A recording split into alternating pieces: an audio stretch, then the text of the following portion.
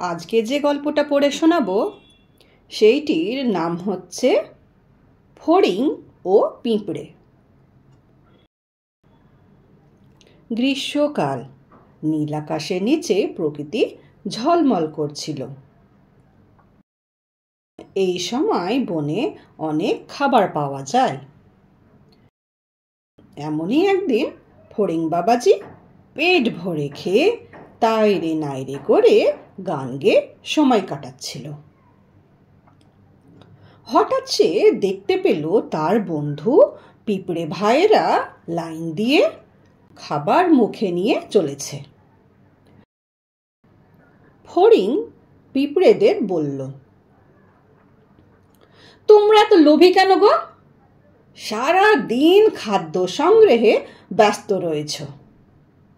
এমন সুন্দর দিনে কোথায় একটু আনন্দ করবে, গান গাইবে তা না, কেবল কাজ আর কাজ, কাজই করে চলেছ।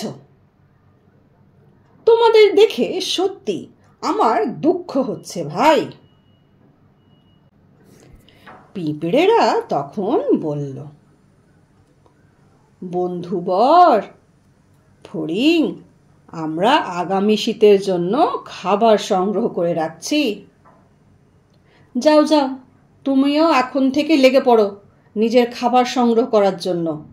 শীতের সময় সেটা তখন তোমার কাজে লাগবে। যাও দেখি যাও।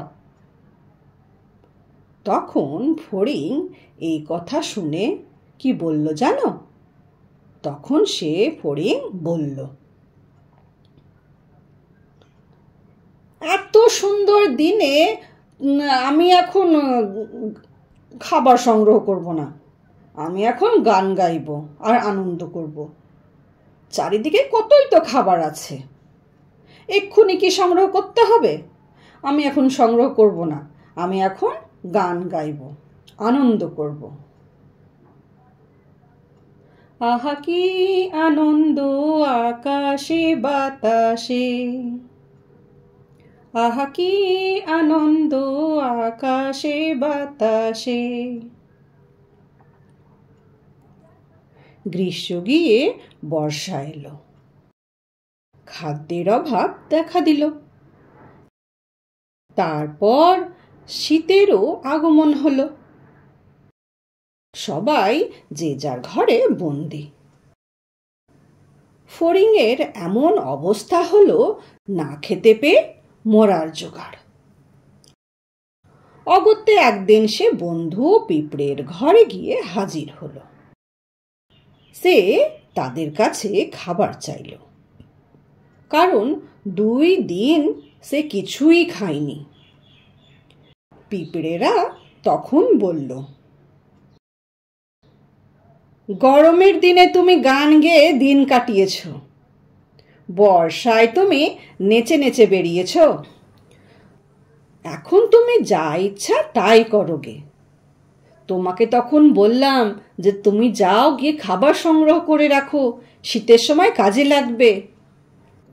তখন তুমি আমাদেরকে নাকচ করে চলে গেলে গান গাইতে।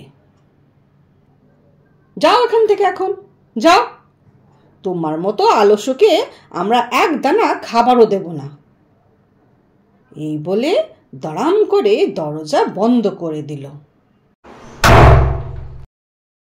বেচারা ফড়িং বুঝতে পারল কাজের সময় কাজ না করায় আজ তার এই দুর্দশা। এই গল্পটা থেকে আমরা কি শিক্ষা পাই বলো তো?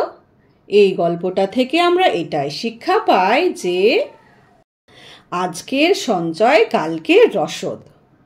তার মানে কি? মানে আজকে আমি যদি সমস্ত কাজ করে রাখি তাহলে কালকে আমার আরাম হবে, তাই তো? গ্রীষ্মকালে পিঁপড়েরা যেমন খাবার সঞ্চয় করে রেখেছিল, শীতকালে তখন সেই খাবারগুলো তারা বসে বসে খাচ্ছিল। কেন, শীতকালে তো তারা ঘর থেকে বেরোতে পারে না, তখন তো তাদেরকে ঘরের ভিতরে বন্দি হয়ে থাকতে হয়, তাই না? মানে আজকে আমি যেই মেহনতটা করে কাজ করে সঞ্চয় করে রাখবো, বা আমরা আজকে আমাদের হোমওয়ার্কগুলো বা নানান রকমের যে প্রজেক্টের কাজগুলো, সেগুলো যদি আমরা এখন করে রাখি তাহলে কি হবে? সেটা আমাদের পরে মেহনতটা কম করতে হবে, আমরা ইজিলি ওটা স্কুলে প্রেজেন্ট করতে পারবো। সেই জন্যই বলা হয়েছে আজকের সঞ্চয় কালকে রসদ। ঠিক আছে?